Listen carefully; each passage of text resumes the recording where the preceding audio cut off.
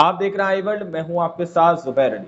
दोस्तों, नीतीश कुमार और चंद्रबाबू नायडू को लेकर इस वक्त जिस तरह से खबरें जो हैं बेहद चर्चा में हैं कि नीतीश कुमार और चंद्रबाबू नायडू आखिर किसके पाले के अंदर जाएंगे, इंडिया अलायंस या फिर एनडीए के अंदर। लेकिन अब जो खबरें सामने निकल के आ रही हैं दोस्तों, उससे ये बात स्पष्ट हो जाती है कि नीतीश कुमार और चंद्रबाबू नायडू अब एनडीए के अंदर मुश्किलें रह सकें, वो इंडिया अलायंस को ही ज्वाइन करेंगे।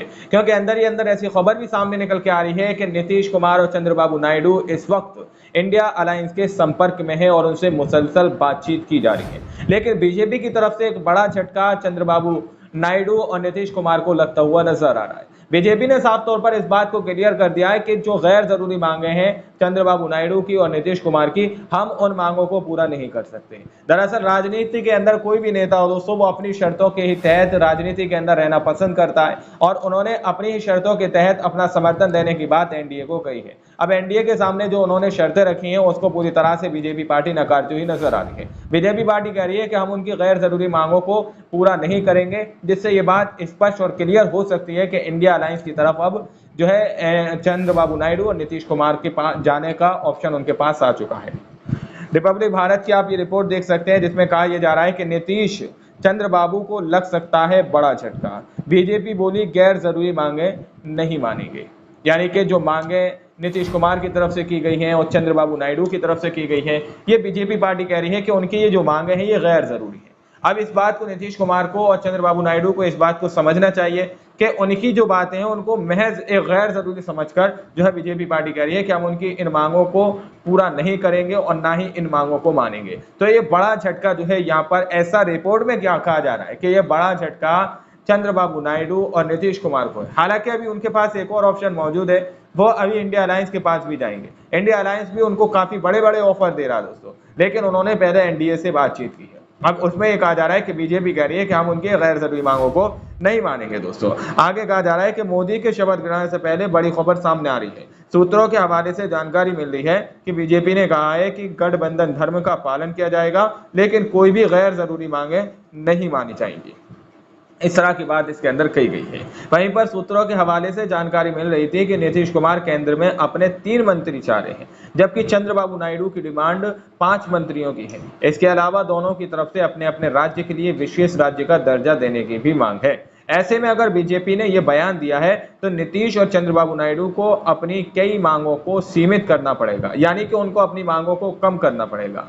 आपको बता दें कि इस वक्त किंग मेकर की भूमिका में भले ही नीतीश कुमार हो, लेकिन वो अकेले इंडी गठबंधन की भी सरकार नहीं बना सकते। इसके अलावा अब एक नए अपडेट में जानकारी मिली है कि 7 निर्दलीय सांसदों ने एनडीए को अपना समर्थन पत्र सौंप दिया है। इसका मतलब है कि एनडीए का आंकड़ा अब 300 सीटों तक पहुंच गया है। ऐसे में देखना यह है कि अब नीतीश और चंद्रबाबू नायडू की क्या मांग होती है। हालांकि आपको बता दें कि रिपब्लिक से बात करते हुए जदयू नेता और नीतीश के करीब केसी त्यागी ने बताया था कि जदयू बिना शर्त के एनडीए को समर्थन दे रही है। इस तरह से बात इसके अंदर कही जा रही है कि एनडीए को और भी निर्दलीय जो नेता हैं उन्होंने सीधे तौर पर समर्थन दे दिया है। इससे रिपोर्ट के अंदर ये बात कही गई है कि अब जो है एनडीए पार्टी तकरीबन 300 सीटों तक पहुंच चुकी है। ये 300 सीटें जो है दोस्तों जेडीयू की और टीडीपी की जोड़कर बताई जा रही है, यानी कि नीतीश कुमार की और चंद्रबाबू नायडू की जोड़कर बताई जा रही है कि ये दोनों अगर समर्थन दे देते तो तकरीबन 300 सीटें यहाँ पर इनकी हो जाएंगी।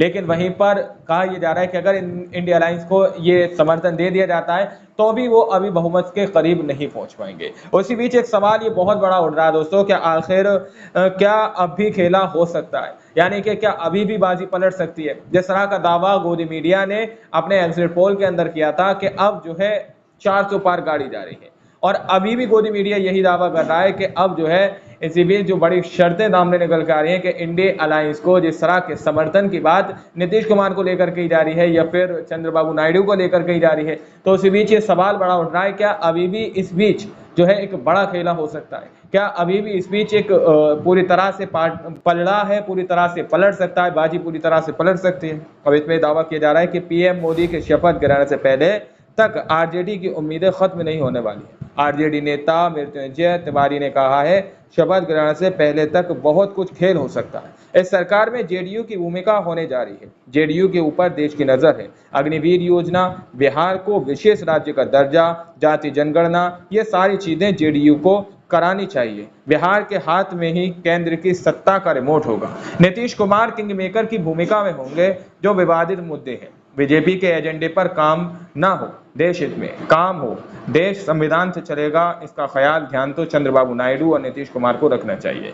उन्होंने आगे कहा, अयोध्या की सीटें बीजेपी हार गई, बनारस में प्रधानमंत्री का मार्जिन कम हो गया, होना बड़ा संदेश रहा है। बीजेपी ने रामराज लाने की बात कही, जनता दुखी हुई, जनता की अदालत में काम करना पड़ेगा। बुलडोजर उल्टा चल गया और बीजेपी बहुमत से चूक गई। एनडीए सरकार की नैया डगमगाती रहेगी। इसकी पतवार चंद्रबाबू नायडू और नीतीश कुमार के हाथ में है। आगे आगे देखिए होता है क्या। अभी बहुत खेल बाकी है। अभी बहुत सारी संभावनाओं के द्वार खुले हैं। एनडीए के पास अभी पर्याप्त संख्या बल है। इंडिया गठबंधन के लोग अपनी तरफ से प्रयास कर रहे हैं। शपथ ग्रहण से पहले तक बहुत कुछ खेल हो सकता है।